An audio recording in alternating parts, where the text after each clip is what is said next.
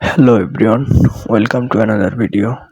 আজকের ভিডিওতে আমরা জানবো যে তাণ্ডব সিনেমা থেকে আফরান নিশোকে কেন বাদ দেওয়া হয়েছে এবং আফরান নিশোকে কেন বাদ দেওয়া হলো তাণ্ডব সিনেমা থেকে, এই সব সম্পর্কে আজকের ভিডিওতে আমরা বিস্তারিত জানবো। এবং আজকের ভিডিওতে সবচেয়ে বিশেষ করে মজার চমক হচ্ছে যে তাণ্ডব সিনেমার পোস্টার কখন রিলিজ দেওয়া হবে এবং তাণ্ডব সিনেমার ফার্স্ট লুক কখন দেখানো হবে, এ সম্পর্কেও আজকের ভিডিওতে আপনারা জানতে পারবেন। লেটস গো, ভিডিওটি শুরু করা যাক। তার আগে একটি কথা না বললেই নয়, চ্যানেলের নতুন দর্শক হলে চ্যানেলটি যদি ভালো লাগে তাহলে সাবস্ক্রাইব করবেন, আর ভিডিও যদি ভালো না লাগে তাহলে কমেন্ট করে আপনার মূল্যবান মতামত জানিয়ে দেবেন। সাবস্ক্রাইব করলে আপনি নিত্য নতুন ভিডিও পাবেন, আর যদি সাবস্ক্রাইব না করেন তাহলে নিত্য নতুন ভিডিও পাবেন না। আর জোর করে কারোর কাছ থেকে সাবস্ক্রাইব নেওয়ার কোনো ইচ্ছে নেই। যদি ভিডিও ভালো লাগে তাহলে নিজে থেকে সাবস্ক্রাইব করবেন, আর ভালো না লাগলে সাবস্ক্রাইব করবেন না। লেটস গো ওয়েলথ, আমরা ভিডিওর মেইন টপিকসে চলে যাই। তাণ্ডব সুপারস্টার শাকিব খানের বিগ বাজারের একটি সিনেমা হতে যাচ্ছে তাণ্ডব, যে সিনেমাটি পরিচালনা করতেছেন রায়হান রাফি এবং যেখানে নায়কের চরিত্রে অভিনয় করবেন সুপারস্টার শাকিব খান এবং নায়িকা চরিত্রে নেওয়া হয়েছে ছোট পর্দার একজন অভিনেত্রী, যার নাম আপনারা যাকে সকলেই চেনেন, যার নাম হচ্ছে সাবিলা নূর। আমি এর আগে একটি ভিডিওতে বলেছিলাম যে তাণ্ডব সিনেমাতে সাবিলা নূরকে নেওয়া হবে, এটা আপনার 99% শিওর থাকেন। দেখছেন তো, এবার তো কথার সঙ্গে কথা মিলে গেছে। আমি কখনোই ভুয়া নিউজ দিই না, যা পাই তা সঠিক নিউজ আপনাদের মাঝে তুলে ধরার চেষ্টা করি এবং সঠিক মুভির রিভিউ আপনাদের মাঝে তুলে ধরি। লেটস গো, ভিডিওটি আবার নতুন করে শুরু করি। তাণ্ডব সিনেমায় সুপারস্টার শাকিব খানের সঙ্গে আফরান নিশোকে নেওয়ার কথা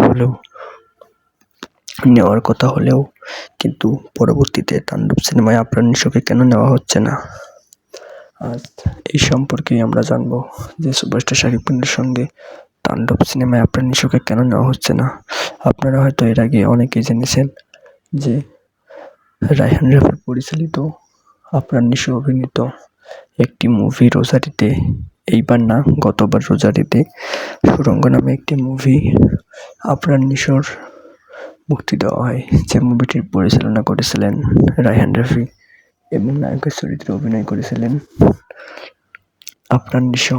ঠিক তখনই ঠিক ঠিক ঠিক ঠিক ঠিক তখনই সুপারস্টার শাকিব খানের একটি মুভি রিলিজ দেওয়া হয়, যে মুভিটির নাম ছিল প্রিয়তমা এবং মুভিটি পরিচালনা করেছিলেন হিমেল আশরাফ এবং প্রযোজনা করেছিলেন আরশাদ আদনান। তখন প্রিয়তমা মুভিটি বাম্পার হিট হয় এবং দর্শকদের মনে প্রিয়তমা মুভিটি জায়গা করে নেন। ঠিক তখনই আফরান নিশো সুপারস্টার শাকিব খানকে নিয়ে কিছু রাগের কথা বলেন। আপনারা তো হয়তো অনেকেই জানেন যে সুপারস্টার শাকিব খান কখনোই তিনি তাকে নিয়ে যে সমালোচনা করেন তিনি সেগুলোর জবাব কাজে দিয়ে দেন, মুখে কখনোই সেগুলো জবাব তিনি দেন না। আপনারা হয়তো অনেকেই জানেন এর আগে সুপারস্টার শাকিব খানের তাণ্ডব সিনেমা যেমন এইবার ঈদে মুক্তি পাচ্ছে, এর আগে যেমন ধরুন বরবাদ, তারপরে ধরুন দরদ, তারপরে ধরুন মনের মতো মানুষ পাইলাম না, তারপরে ধরুন পসগিরি, তারপরে ধরুন পিয়া মার পিয়া, তারপরে ধরুন মানে এরকম অনেক মুভি আছে সুপারস্টার শাকিব খানের, যে মুভিগুলো এক কথায় হিট এবং বাম্পার হিট। এই মুভিগুলো সম্পর্কেও তার সম্পর্কে অনেক ধরনের সমালোচনা করেন, কিন্তু সুপারস্টার শাকিব খান সেগুলোর সমালোচনার জবাব দেন না। তিনি কাজের মাধ্যমে, তার পরিশ্রমের মাধ্যমে সেগুলোর জবাব তিনি দিয়ে দেন, তিনি কখনোই মুখে জবাব দেন না। কিন্তু আফরান নিশো এক অনুষ্ঠানে এক সাংবাদিকদের প্রশ্নের জবাবে তিনি শাকিব খানকে ছোট করে কথা বলেন। ঠিক তখন থেকে আফরান নিশো এবং শাকিব খানের একটি দ্বন্দ্ব সৃষ্টি হয়। হয়তোবা সেই কারণে আফরান নিশোকে এই মুভিটিতে একটা গানের চরিত্রে শাকিবের পিছনের অংশে হয়তো নেওয়া হচ্ছে না, কেননা ওই যে বললাম তাদের একটি দ্বন্দ্ব ছিল, আর এই দ্বন্দ্বের কারণে আফরান নিশো শাকিব খানকে একই মুভিতে নেওয়া হচ্ছে না বলে জানিয়েছেন।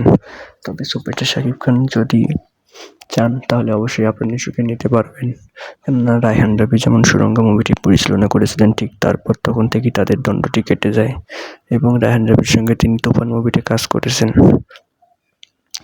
আমার জানা মতে সিনেমা ইন্ডাস্ট্রিতে যারাই কাজ করেন তাদের কারোর সাথে কারো দ্বন্দ্ব না থাকাই ভালো, কেননা আপনারা সকলে মিলে কাজ করে সিনেমা ইন্ডাস্ট্রিকে অনেক দূরে এগিয়ে নিয়ে যান। এরকম নিত্য নতুন মুভি দর্শকদের মাঝে উপহার দিয়ে যান, তাহলে সিনেমা হলগুলো বাঁচবে এবং দর্শকরাও সিনেমা হলে যাবে। আর আপনারা যদি একে অপরের সঙ্গে এরকম মনোমালিন্য এবং দ্বন্দ্ব নিয়ে থাকেন তাহলে সিনেমা হলগুলো বাঁচবে না এবং নতুন নতুন সিনেমা আসবে না।